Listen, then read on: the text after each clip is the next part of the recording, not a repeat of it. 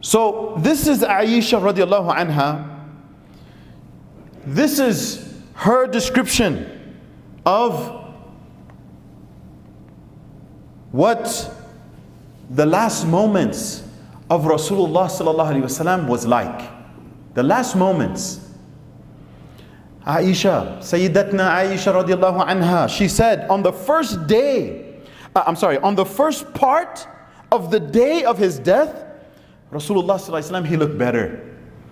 And people left him, returned to their respective houses, and engaged in their personal affairs.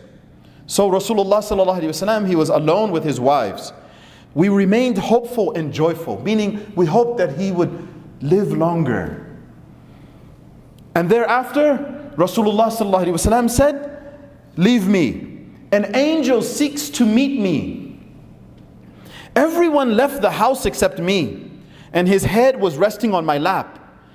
He sat up straight, and then he went over to a corner of the house, and the angel talked with him secretly for a long time. Then he called me, and he placed his head again on my lap. And he said to his wives, "Enter the house."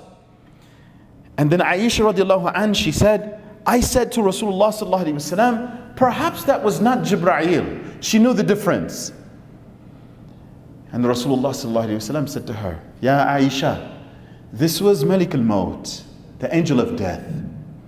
He came to me and he said to me, Allah sent me to you and told me not to come to you without your permission. If you do not permit me, I shall return. And if you give me permission, I shall enter. Allah ordered me not to take your life without your permission. Now, what are your instructions?" And I said to him, "Hold back until Jibreel comes, for this is his hour."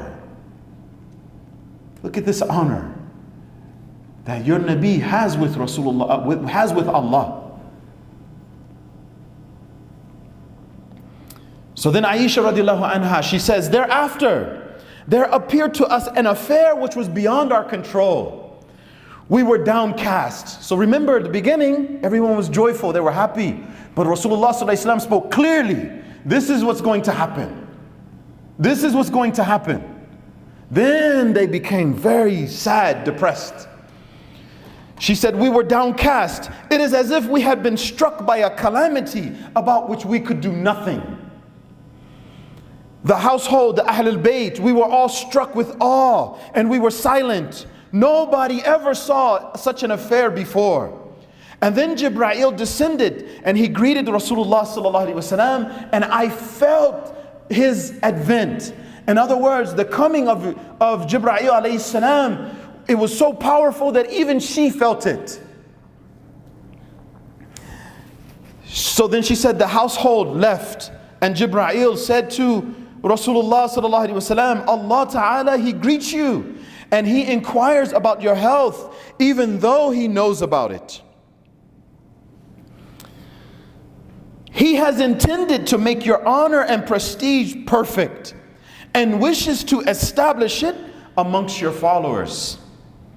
And Rasulullah sallallahu alaihi wasallam said to Jibreel, I am anxious. And Jibreel alayhi salam, he said, be glad, for Allah intends you to take you to the place which he has prepared for you.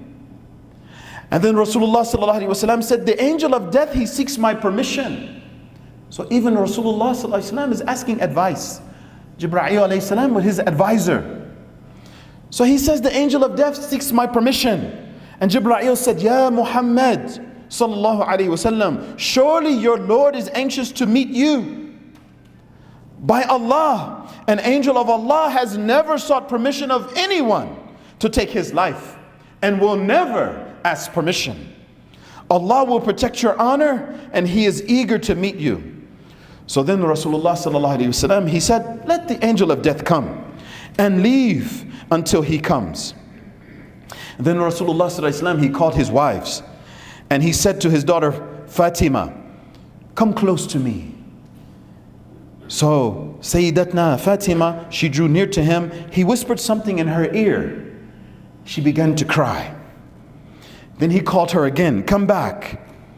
He whispered something else. She began to laugh. And the women, his wives, began to wonder, why did she cry first and then why did she laugh?